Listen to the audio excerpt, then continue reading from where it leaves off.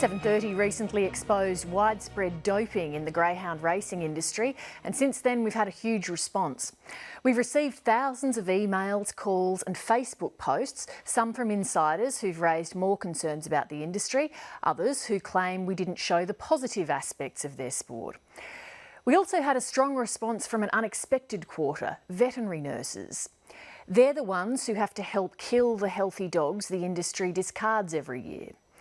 Tonight, the vet nurses reveal another of the industry's secrets. Before greyhounds are killed, many of them have one dying duty.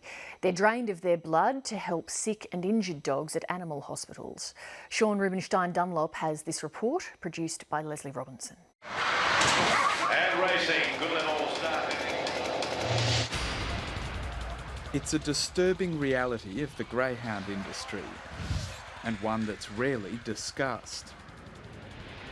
You get 8 dogs dropped off, oftentimes they will be just absolutely bled to death and euthanized, put in a body bag and put in the freezer and taken away for incineration. That's absolutely routine. No one would bat an eyelid at that being the reality. Tonight, vet nurses reveal what happens to the dogs the greyhound industry doesn't want. They would be brought in by a trainer. Normally we would get about 3 or 4 dogs and then they would arrive and then they'd be bled within about 48 hours of arriving. So they'd be put under anaesthetic and then bled and then euthanized while under anaesthetic. This multi-billion-dollar sport relies on massive overbreeding. Each year, thousands of dogs never make it to the track because they fail to chase or simply aren't fast enough.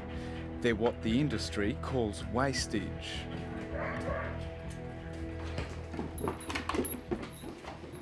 Vet nurse Victoria Luxton-Bain worked at a vet clinic near Melbourne's Sandown track. She saw both ends of the greyhound life cycle, helping with artificial inseminations and euthanizing perfectly healthy dogs. I still remember the first time I had to do it and I couldn't stop crying. I think my worst day was we had 7 brought in by one person and we just had to do 7, one after the other. So I mean, when you're euthanizing these dogs, they're not old dogs, they're completely healthy.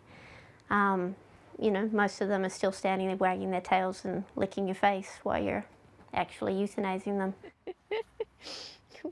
She quit in protest and moved to an animal emergency centre, but her new job was even more confronting. Almost weekly, she was required to help drain greyhounds of their blood before they were put down. Good boy.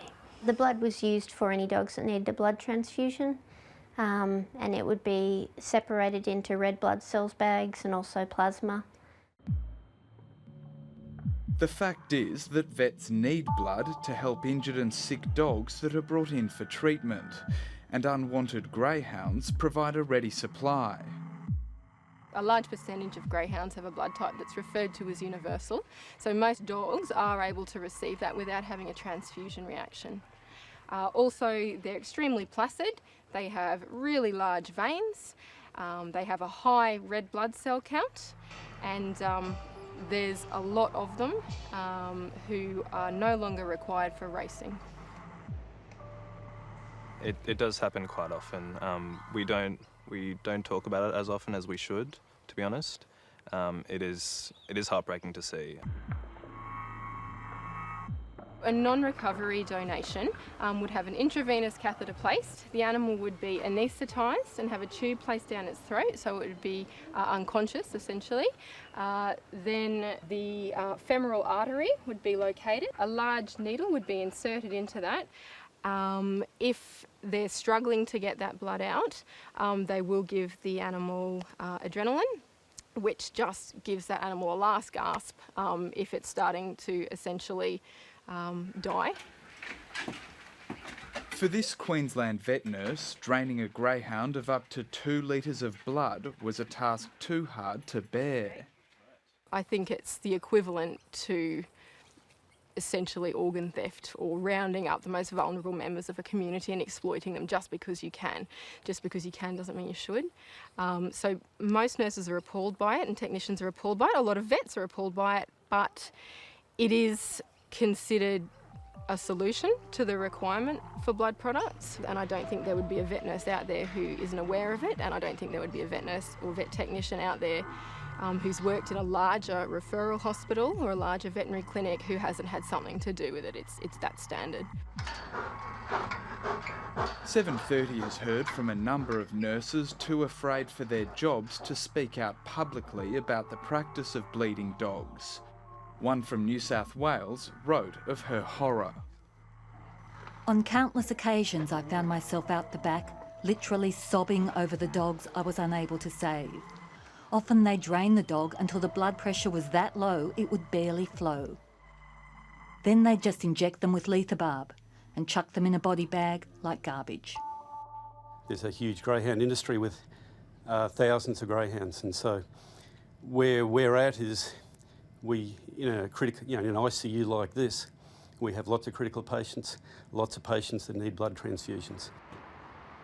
VSS is a busy animal hospital in Brisbane where greyhounds are bled and then euthanised. These dogs are brought into the hospital but by trainers. We have ethics approval from the Queensland Government. On average, we'll do somewhere between 50 and 100 a year, so it's 1 or 2 a week. This greyhound is one of the lucky few for which a home has been found. Oh yeah, don't stop, I know. But many more will be drained of their blood before they're put down. The charge for a bag of blood is $150. If we buy the same thing from the blood bank in Melbourne, by the time it gets here it's $400. We would prefer not to do this. It's not what we as vets like doing. We're about saving animals, but sadly there are lots of greyhounds and other pet dogs that are not wanted. And so it's something we would prefer not to do. We look at this hard and long, and I guess we feel that it's ethical because these are dogs that would be euthanised, and they can help other patients. They're generally really easy, placid dogs that do well just lying down on the table. This animal hospital in Sydney has set up a humane alternative with the support of Greyhound Racing New South Wales. Adopted greyhounds make small donations, like the human blood donor system. It's a very in-demand product, and it's very useful that our greyhounds are so good at taking donations from. So you've got some lined up. Selena Cottrell-Dormer and Nevin Prakash have started a similar program in Brisbane. Our last clients donated about 2 weeks ago, I think now. Okay.